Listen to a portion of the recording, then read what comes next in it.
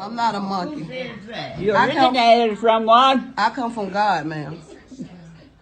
Black people, all they do is taking over everything. You can't even go into the store anymore like you have black people. God bless you, ma'am. Thank you. I come from God, though. They're getting black. Every time you go to the store, all you see is black. Look at your hair. That looks awful. Oh. Okay, go ahead. So basically, the homozygous NN is a half white, half black person, right? And so they have a 25% chance of birthing a full black nigger, and a 50% chance of birthing a half black nigger. And on that off chance, 25% chance of birthing a niglet, which is a white child of two black parents of homozygous genetic traits. That's heterozygous. Well, heterozygous. But the most common is the nigger. They're everywhere. Umbrella. She's up. Whole nother level of shit you can't even understand. What is good, my people? We are live back again with another episode of The Forecast. Now, at some point, we're going to have to learn that our enemy cannot be reasoned with. And to be honest with you, we don't have to explain anything to them. The only thing we have to do is get on code and do what we're supposed to be doing.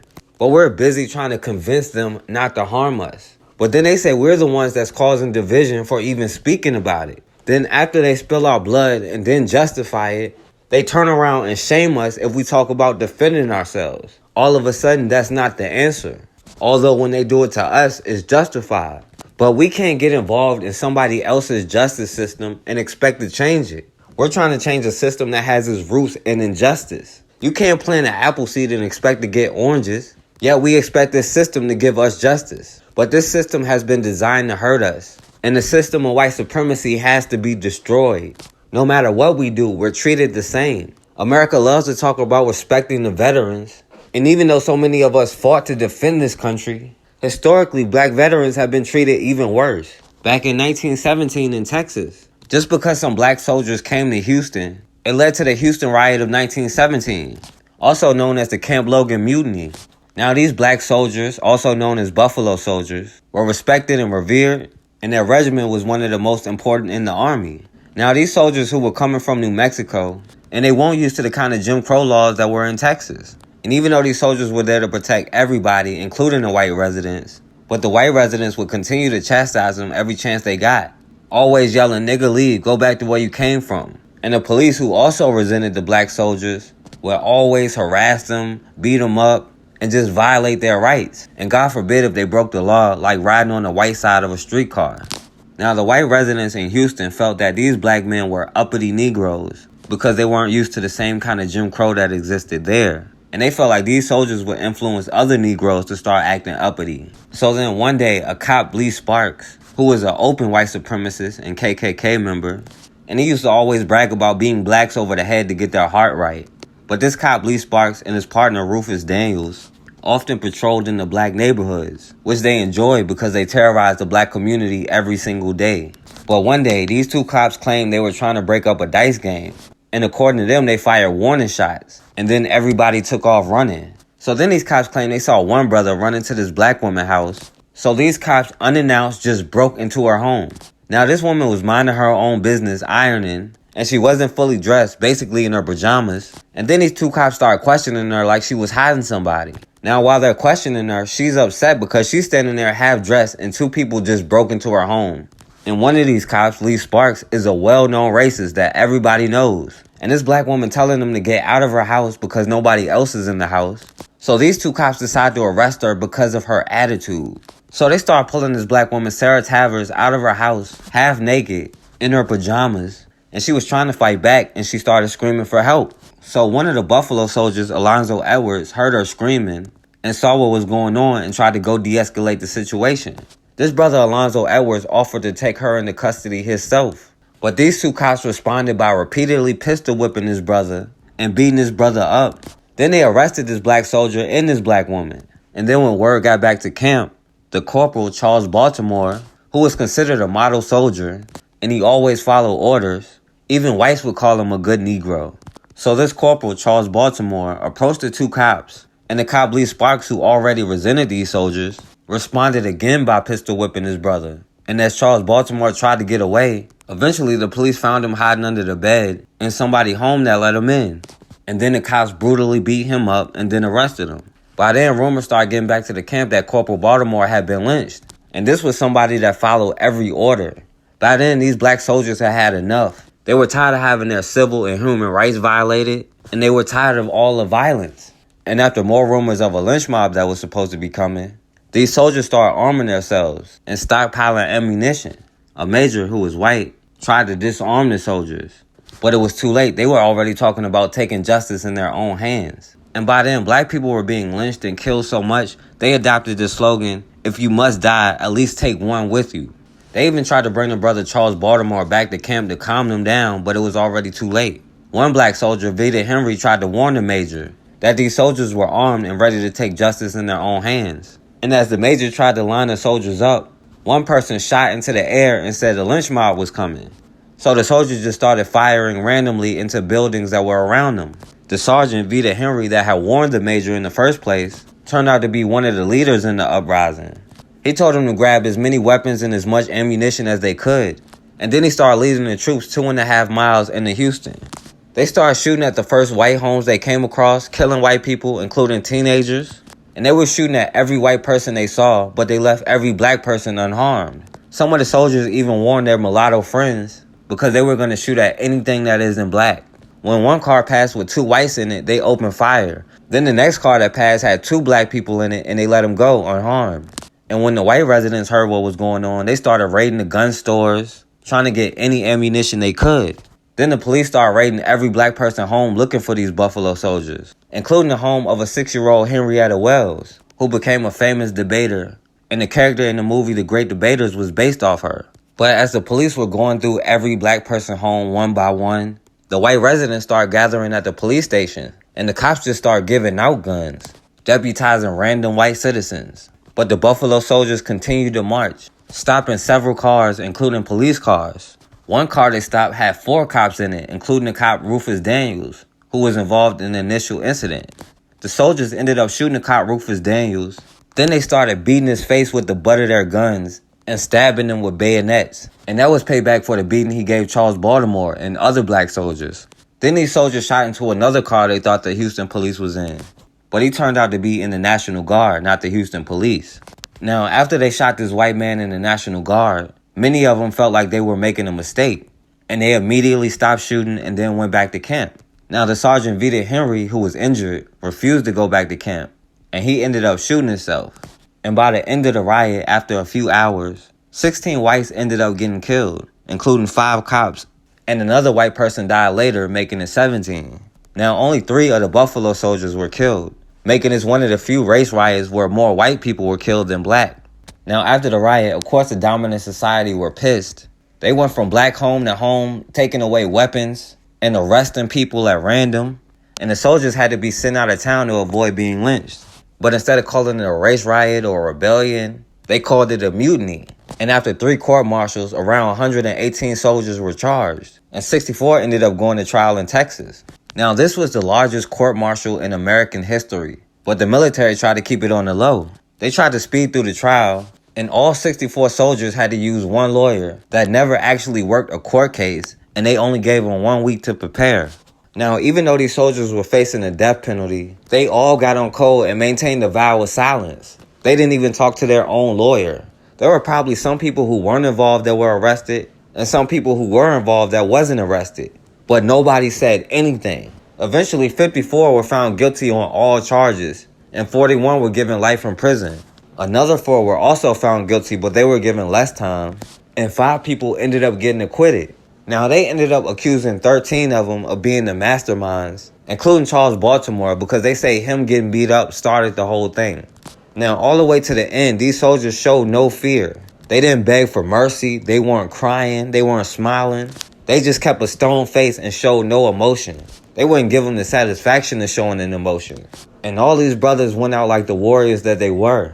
Now, 10 of the 41 doing life were granted clemency, but everybody stayed on code and nobody ever said a word. Even the people who did life in prison never said a word. They understood the situation they were in and understood they were never going to get justice anyway. This court system is theirs and was never made to protect us anyway. And these black soldiers, the Buffalo Soldiers, understood they had to take justice in their own hands in order to get it. And today we have to realize we are all we got. We have to protect ourselves. In Vermont, a black congresswoman and lawmaker, Kiah Morris, the only black woman state representative in Vermont, had to resign because of racist attacks. Now let's see what led this black woman, Kiah Morris, to be forced to resign.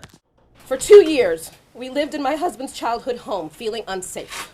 Former State Representative Kiah Morris stepped away from her House seat last year after a series of racial threats. Her husband getting emotional reading some of the online comments written about his wife. That black racist don't tread on us. When the time comes for negotiation is over, whites will be ready for the war. Thanks for resigning. Now please move out of my state. But Vermont's Attorney General TJ Donovan says after 4 months of investigating, there's not enough evidence to prosecute anyone for some of the incidents that included vandalism and a home invasion, and he cannot take negative commenters to court. I find the statements presented to us in this matter, while racist, insulting, and degrading, are not subject to prosecution. The Constitution does not permit us to prosecute racist speech because we find it offensive. Instead, Donovan announced a new bias incident reporting system and new bias training for local law enforcement. Bennington police were questioned by some on their handling of a perceived death threat on Morris's husband's computer. My agency has been completely cooperative with the Attorney General's office. We have provided every document. We've had conversation along the way, and that's a protocol that Mr. Donovan and I have agreed that needs to be worked on about how we take digital items that have digital capability, computers, iPads, iPhones, we get them to the Vermont State Police. There needs to be a protocol. But as officials called for the community to come together, this happened. I'm gonna let it shine, let it shine, let it shine. Self-described internet troll Max Misch, who was named in the Attorney General's investigation and who Vermont Superior Court ruled had stalked Morris and had to stay away from her for a year in 2016, came wearing a Pepe the Frog t-shirt. It's an image some supporting Kiah Morris say is offensive. Why do you have to walk into a valuable community conversation with that symbol of hate? Because I can. Now Morris says there's more work to do.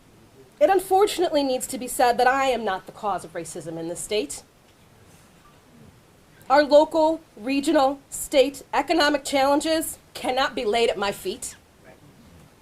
It is not on me to make everyone whole again. Nor is it my burden to help us all heal from this moment. That is your work today. Now, although this black woman, this congresswoman, Kiah Morris, is married to a white dude, she's still getting the same treatment black politicians have been getting since Reconstruction. Since the 1800s, things like this have made some black politicians resign. And all her white husband can do about it is cry. Now, ever since she was elected in 2016, she's been getting constant death threats. And there are entire threads online just about her. And people making racist cartoons about her. And some talking about how could whites let her get elected in the first place. And then she started finding swastikas on trees by her home. She said her home was vandalized. And she said she even had a number of home invasions. Somebody left death threats all on her computer. And one white boy, Max Misch, who calls himself a white nationalist and a white supremacist, harassed her online for months. And then this white boy started stalking her, showing up at different events she was at. And he said he did it because he can, which is why we shouldn't let them be able to. Now, Kiah Morris did go to the police looking for protection, but Vermont being the second whitest state in the union, the Attorney General TJ Donovan said there's nothing he can do about it. And the Constitution does not permit them to prosecute racists. The police and DA were basically saying they would have to lynch her before they could do anything about it. Now, other politicians in our state, like Bernie Sanders, said he was shocked and sad that somebody had to resign for a reason like this. Now, he never said anything about anybody going to jail and never brought up somebody being punished for what they did. He's just shocked that it happened. And the Attorney General, TJ Donovan, said they considered charges like criminal threatening or stalking, but they didn't see this as a level of true threat. However, despite all the passes and excuses they were making, for these white supremacist terrorists, the white boy Max Misch kept taking it further and further until they had no choice but to charge him with something. Brian, Stephanie, Max Misch didn't speak at his court arraignment today. Vermont's Attorney General says Misch bought 2 high-capacity gun magazines while out of state. Owning those is illegal in Vermont, according to 2 new laws signed by the governor last year. To the best of my knowledge, this is the first criminal charge as a result of the law that was passed last year. Misch pleaded not guilty in Bennington court to the 2 gun-related charges he faces. Less than a month ago, Donovan announced his office would not seek a legal battle against Misch for allegedly racially harassing Kiah Morris online, citing the right to free speech. She was Vermont's only black female legislator and decided not to seek re-election because of harassment. Misch even showed up when the Attorney General released the findings of that investigation. Why do you have to walk into a valuable community conversation with that symbol of hate? Because I can. Donovan says these charges aren't meant to be vindictive. We treat everybody with respect. Misch self-identifies as a white supremacist. According to court paperwork, he legally bought an assault-style rifle in Vermont last fall and later made the trek to New Hampshire to buy 2 30-round magazines. His estranged wife told her therapist, who later told police. The documents say the Bennington Police Department investigated similar claims about him 2 months before. We did not receive that information. As I said, we received this new information in the week of January 22nd. Going forward, Misch is not allowed to own guns. He also cannot contact his estranged wife, Kiah Morris, or her husband. Both Misch's attorney and Kiah Morris declined comment. Attorney General TJ Donovan says that there's no evidence to say that Misch's gun purchases are tied to his previous racial statements, but did note that there has been ongoing dialogue where Misch has made racist statements against Morris online. Now, the whole time this white boy Max Misch had been making terrorist threats against this black woman Kiah Morris, he was stockpiling guns and ammunition. His ex-wife told the therapist, who told the police, that he was buying guns, large-capacity magazines, and stockpiling ammunition. And she said he got his rocks off by being a keyboard warrior threatening people online. The police said he had just bought an AK-47 and several 30-round clips. And then when they searched his home, they found 2 30-round magazines. And the police ended up arresting him, but they let him go with a court order. But then 2 months after a court order prohibiting him from buying or owning or shooting guns, he ended up buying another handgun. So the police ended up arresting him again, but yet again, another judge decided to release him. My nephew didn't get no conditions. Okay? My nephew didn't get no conditions, guys. This is unfair. He should be locked up. You should be locked up. He's violent. Hey, you made threats against me. He should be locked up. You should be locked up. He's violent. Shut the fuck up. And you keep letting him walk out of here, guys. My nephew couldn't, he was in jail for a whole year, Your Honor. A whole year. A whole year for nothing. He's black. Keep up with these racial disparities, guys. We're watching all of it. It's ridiculous. Max Misch is open about his controversial views against gays, minorities, and Jews. He is pending trial for charges linked to Vermont's high-capacity gun magazine ban. There is no such thing as hate speech. Misch also previously made threatening statements online toward Kiah Morris, who resigned last year as the only elected state representative of color, partly due to Misch's harassment. Court documents say Misch violated his release in April when he bought a gun at a store in Bennington. Though he didn't walk out with it, Bennington police arrested him Friday, the Attorney General pursuing charges. I think the conditions of release that were imposed by the court, which is pretty standard in every criminal case, was very clear. Don't possess or purchase a firearm. As to whether that constitutes a violation of that release, that is for the court to find. Misch pled not guilty, but didn't have to pay more bail money. The judge added another condition to his release. He's no longer able to enter stores primarily selling guns. As the hearing ended, a dramatic protest from a community member. This is unfair. He should be locked up. You should be locked up. He's violent. Hey, you made threats against me. He should be locked up. You should be locked up. He's violent. And you keep letting him walk out of here, guys. Misch allowed to walk free, remaining a divisive member of the community. You keep letting him walk. Why is he walking? Now, they ended up letting this white boy go again after he violated the terms of his first release. Then the judge, William D. Cohen, decided not to give him a bail at all, not even a $200 bail. He didn't make this white boy pay anything. The only thing he did was add one stipulation. He said he can't go into any store that primarily sells guns. But if they sell other things and guns and ammunition, then it's okay. The police say they can't connect his terrorist threats, his white supremacy mindset, and all the guns he was buying, in order to charge him for what he's doing to this black woman. And now Kiah Morris, who is the only black woman who was a state representative, was forced to resign. And there's a reason why they don't punish people who have the mindset of this white boy. In America, white supremacy terrorism isn't a crime.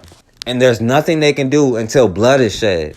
And even after that, they only really get a slap on the wrist. But you calling out racism is the thing that makes you racist. And that has always been a crime in America. In New York, when those cops were hit with water on a hot day over 100 degrees, then they're outraged and consider that disrespect. Threatening us, vandalizing our home, breaking into our home, that's okay. But pouring water on cops on a hot day, now that's crossing the line. And it's not a joke anymore. The mayor, Bill De Blasio, said this is unacceptable and won't be tolerated. And the police chief called it reprehensible. And of course, the police union spoke out calling for charges. Now, these are the same people that sprayed you with water hoses while they let their dogs attack you. But now pouring water on cops is taking it too far. And the media talking about nobody helped these cops. And they immediately put these brothers' face on the news, calling them criminals, bringing up their past. And 3 people were immediately arrested and charged.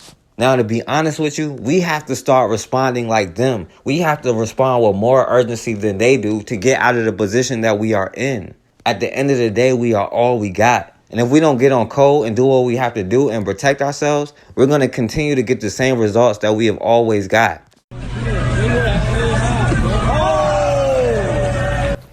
New tonight, outrage among NYPD union leaders and the mayor after NYPD officers were doused with buckets of water during an arrest. One large bucket even hit one of the officers in the head. Now, News 4's Michael George is live in Harlem with the details here. Michael.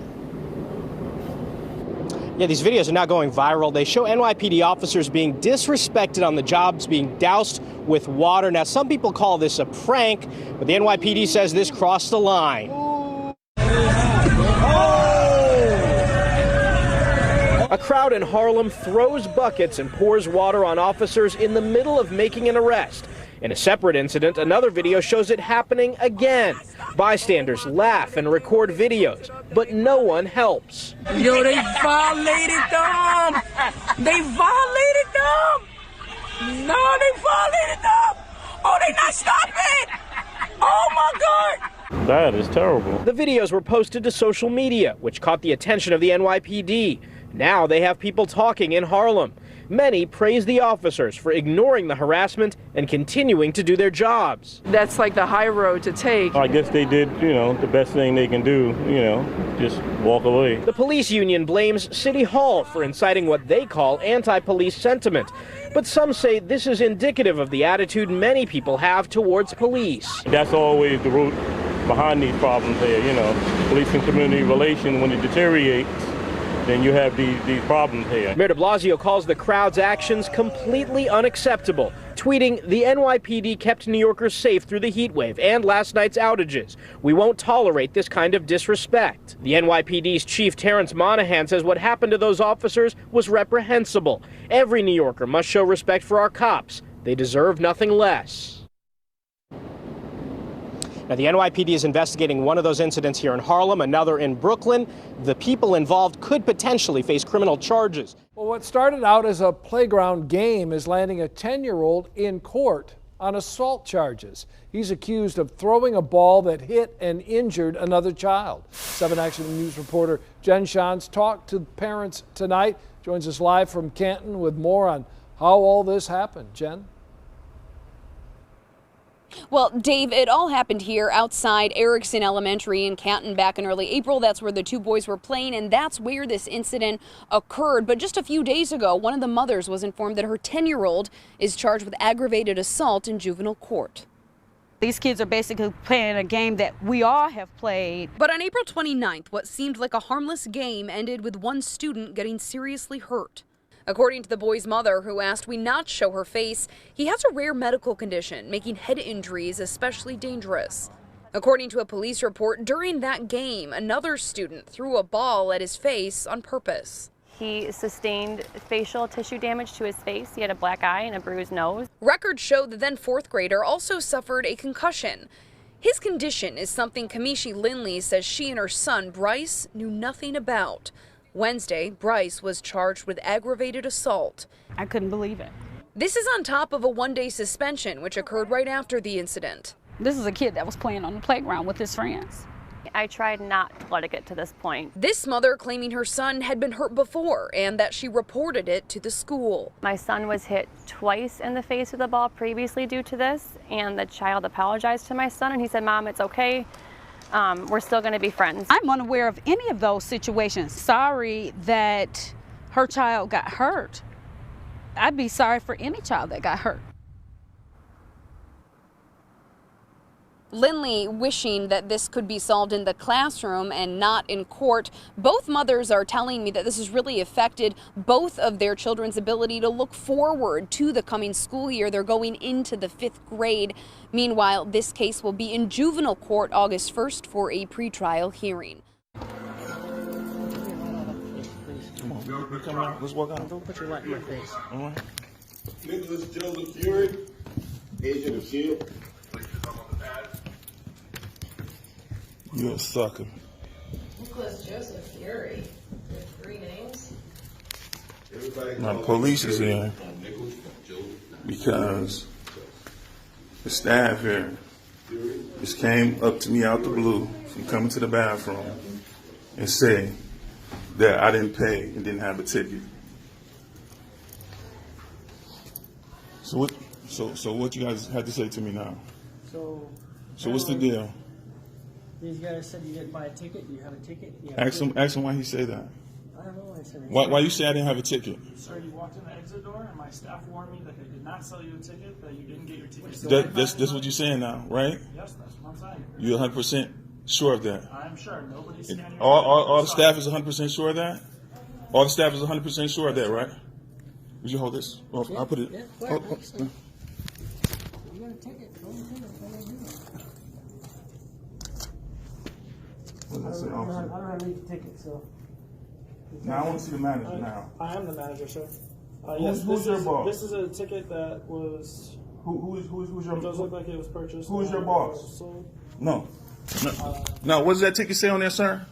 What does it say? It was indeed, but you should have shown me the ticket. No, I shouldn't. You just came up me out the blue. He automatically assumed. You walked in the exit door. I didn't walk in the exit door. I went to the bathroom and got a refill. My staff said they had not seen you. They saw you walk in the exit door, so I just asked you for a ticket. So You know how mad I am right now?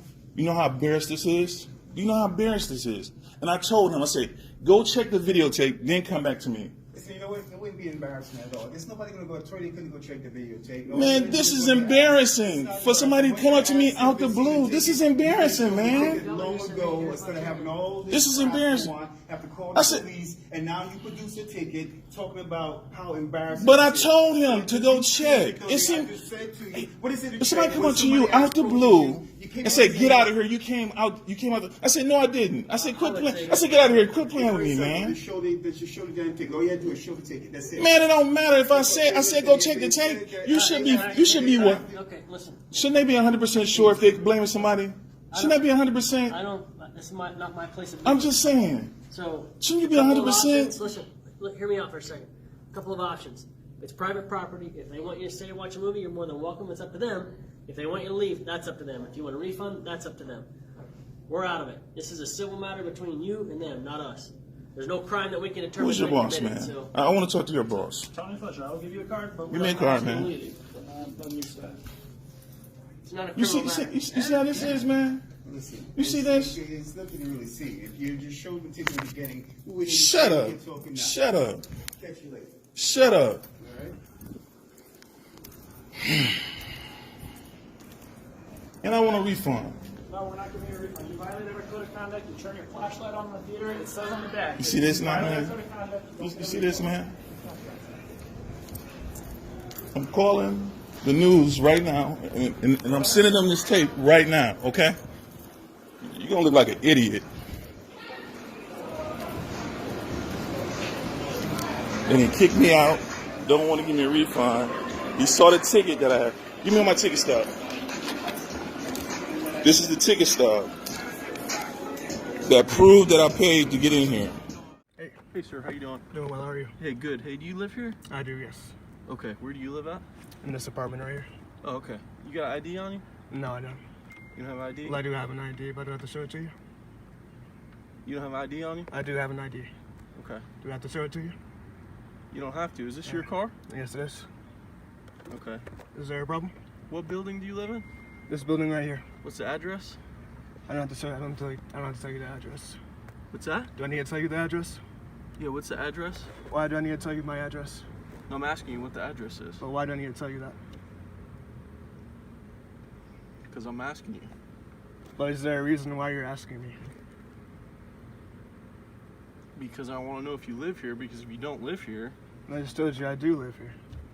Right, but if you don't know the address, it doesn't look like to me like you live here, okay? And why is that? I'll be honest with you. Why is that? Whose vehicle is this? This is my vehicle. Is it in your name? It's in my mom's name and it's in my name also. Okay. How long have you lived in this area? Do I have to tell you that? I'm just asking you a question. Okay, but why are you asking me these questions?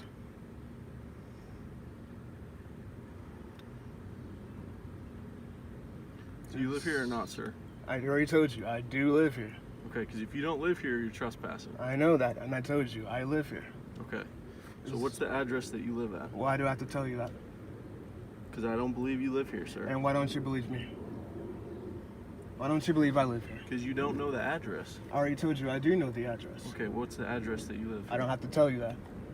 I live here. Why are you harassing me? Okay. I'm not harassing you. Okay? You're in my neighborhood, coming up to me, asking me what my address is because you say I don't live here. Why don't you believe I live here? Sir, I'm not harassing you. Okay? All right, can I have your name and badge number? You can. Detective Bush, and my badge number is 4077. Okay.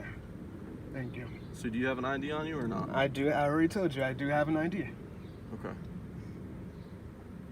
What's your name? I don't have to tell you that.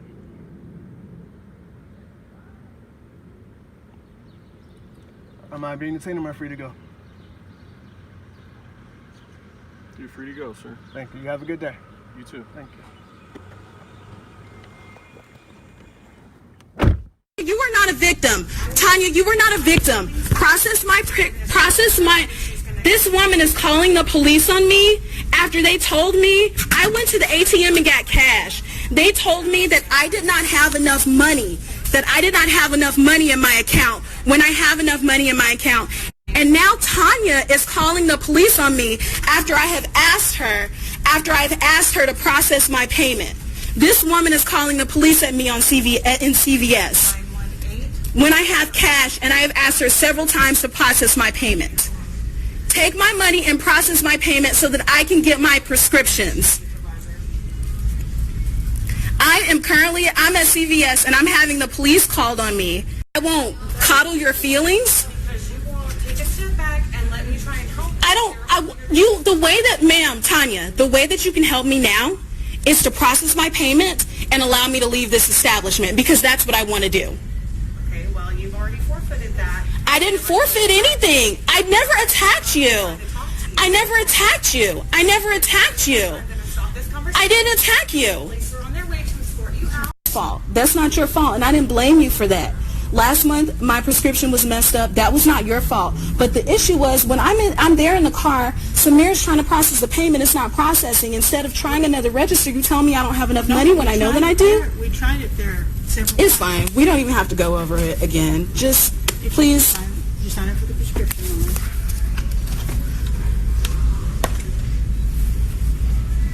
It's just wild to me, just the immediacy of calling the police just because your feelings are hurt. It's just absolutely absurd. This wants her to do that if they're having problems. What was the problem? She wanted me to hear her out. Is that against the law that I don't want to listen to her? It was stern. And like I said, none of this would have happened if I wasn't black. But I just want to get my stuff and go. I don't care if you have black friends. What does that mean to me? That means that No, it does not mean that you're not racist.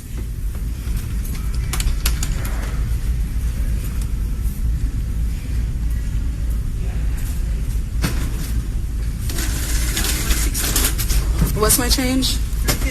It's enough to have to come in here and, and combine pay $200.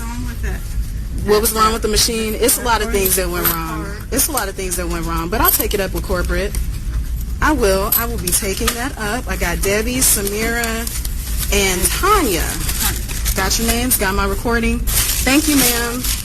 A fourth grade teacher says he was attacked early Saturday morning when he was out driving for Lyft and Uber. He tells reporter Liliana Pearson at least 4 people used their fists and feet to damage his car. Jeremy Williams says that he was inside of his car picking someone up for a Lyft ride when a group of people approached his car, told him he didn't look like he belonged in their neighborhood, and told him to leave. We saw like shoe prints here, so we know that someone kicked the car right here, which I'm thinking they must have kicked it pretty hard to make a dent of that size in the car. Jeremy Williams says he doesn't know what he did to deserve that kind of harassment. Is it my glasses that makes me look like I don't belong here? Is it like my new car wash? Is it, you know, I don't know what it is besides the fact that I am in the neighborhood and I'm black. Williams says he was at the corner of Blackwater Bay and Garland Street in Lincoln when a white pickup truck pulled up beside him and that statement was made. You don't look like you belong here. I was just in shock. I didn't know. I was taking it all and I didn't know what was going on. He says he told the man that he was there to pick up a rider, then rolled up his window. He wasn't like hitting it hard, but you know, he was like kind of like tapping on it, I think trying to get me to move. So at that point, I'm thinking, how can I de-escalate the situation?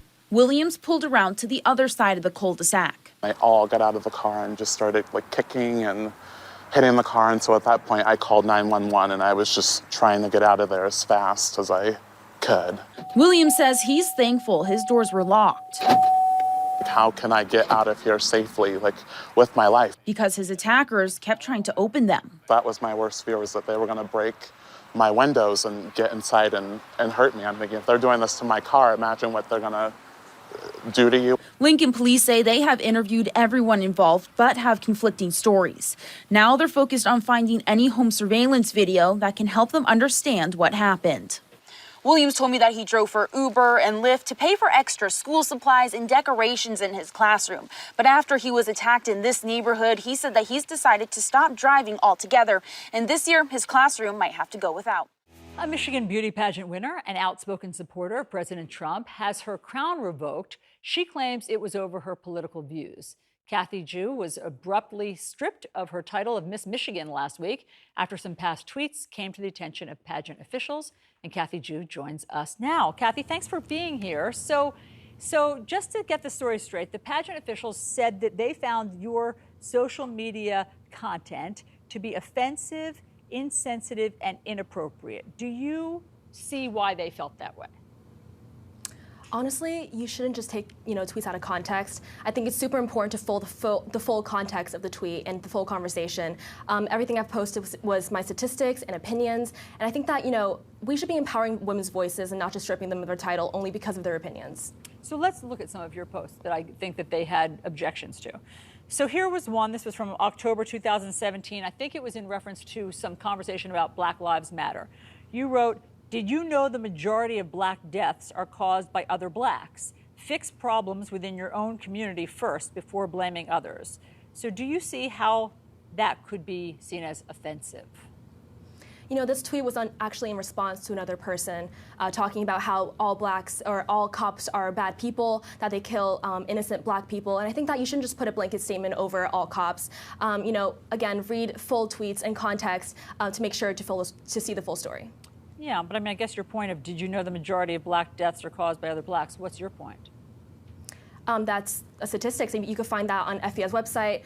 This is all backed up by statistics and facts. I think it's really, really awful how the left thinks that statistics and facts are racist. So I don't think anything I said was remotely wrong. I stand by every tweet that I post. And do you know who causes the majority of white deaths? Yeah, this is, apparently this is white people cause white deaths. It's not even that's the issue. The issue is that people didn't know that I was responding to another person calling cops bad people. Right, I guess my point is, why would you focus on blacks causing black deaths when the majority of white deaths are caused by white people? Why, this is why people think that has a ring of racism to it. You didn't mention the white statistic. Again, this is in response to another person's tweet talking about how cops kill black people. And this is, I can't just take a tweet and just, turn it around saying, oh, white and white violence too. Of course, everyone has problems with their own communities, and I completely understand that. But, we have to empower women's voices, honestly, to show that, we could have different political opinions and that not just statistics and facts are racist. Well, first of all, the pageant wasn't calling you racist. They were saying insensitive and offensive content. And again, you're the person who focused in on that statistic. That's the statistic that you decided to highlight instead of police excessive force, showing those statistics. And so this is what got the attention of pageant officials. That's actually false, because if you read the text through the state director, she actually quoted the tweet that I said and said, is this racist? This is racist, right? I mean, again, this is taken fully out of context. And I think that, if you actually think that statistics and facts are racist, I don't know what to tell you. I think, again, it's just which ones you highlight. I mean, it's just which ones you highlight, since, you could have said the thing about white people.